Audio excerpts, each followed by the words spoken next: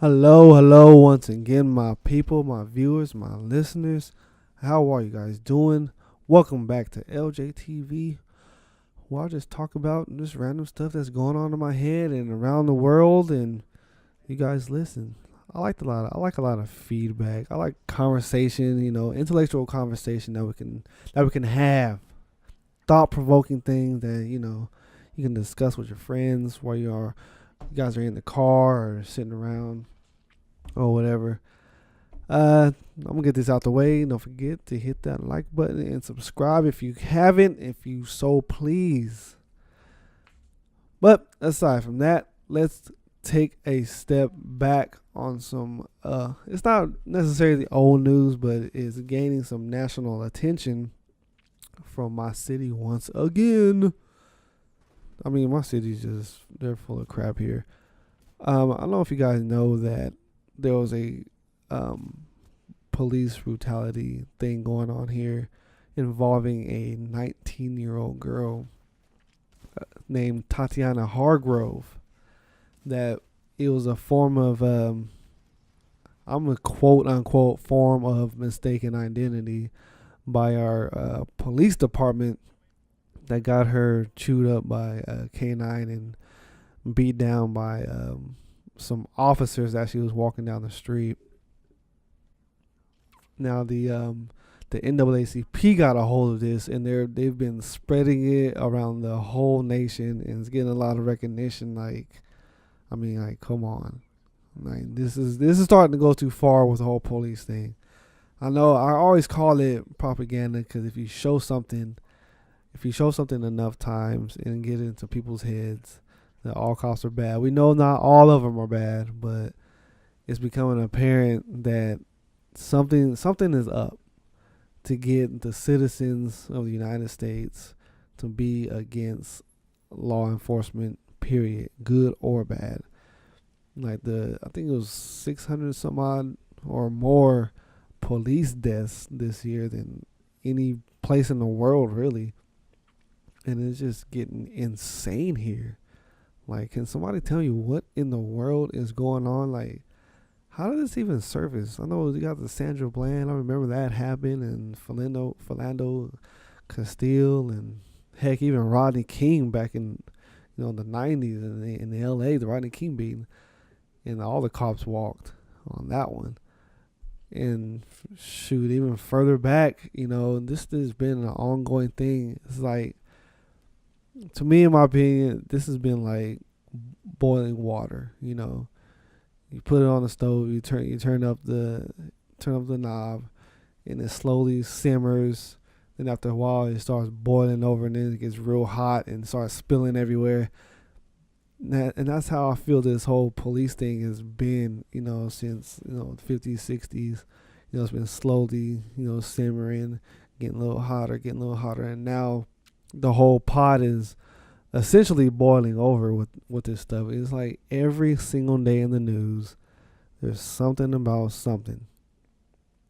And this 19-year-old girl, I don't think she deserved that because she was, riding her bike or walking down the street, and the cops get a call of a suspect in a liquor store. He has a machete, threatening everybody.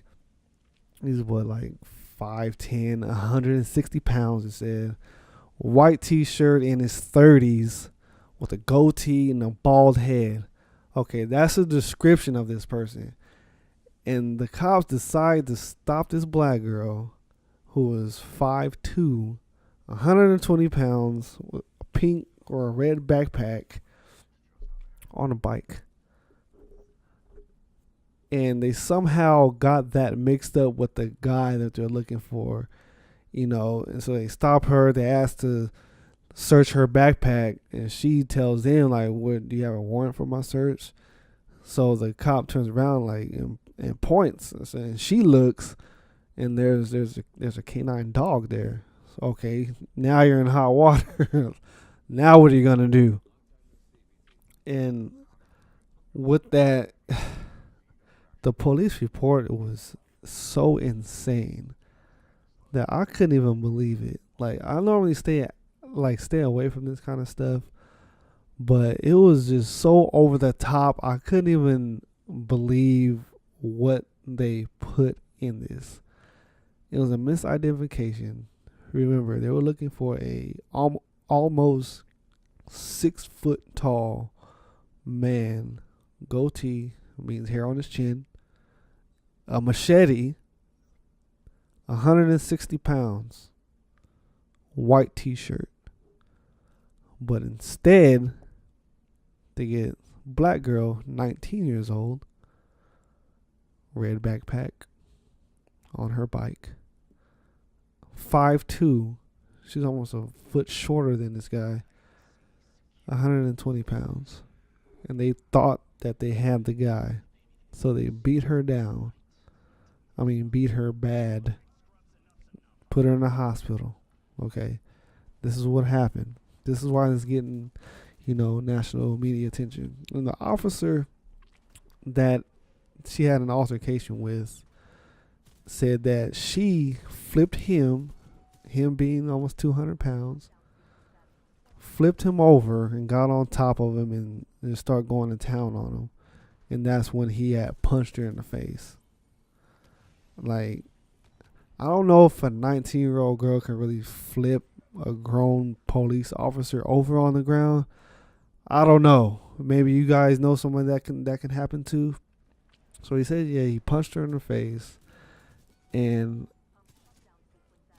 they say she was resisting arrest. So you come up to this girl looking for a guy. You threaten her. Ask for a backpack. She doesn't give it to you. Okay, I can see that. But that doesn't give you no reason just to start hammering away on her and bring out canine dogs. Like, what, are you crazy? What's wrong with you? Like, I just don't understand it. And the guy's name was Douglas Washington that they were looking for, by the way. And after all of this happened, guess what? She gets charged with aggravated assault on an officer. Yep, she still got charged.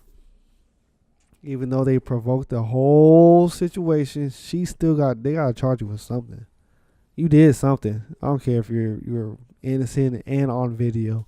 They're gonna charge you with something. Like, let me know in the comments what you think about this situation, because it is downright outrageous that cops can mistakenly have a mistaken identification that far. Like, the gap was so huge. Like, how do you miss that?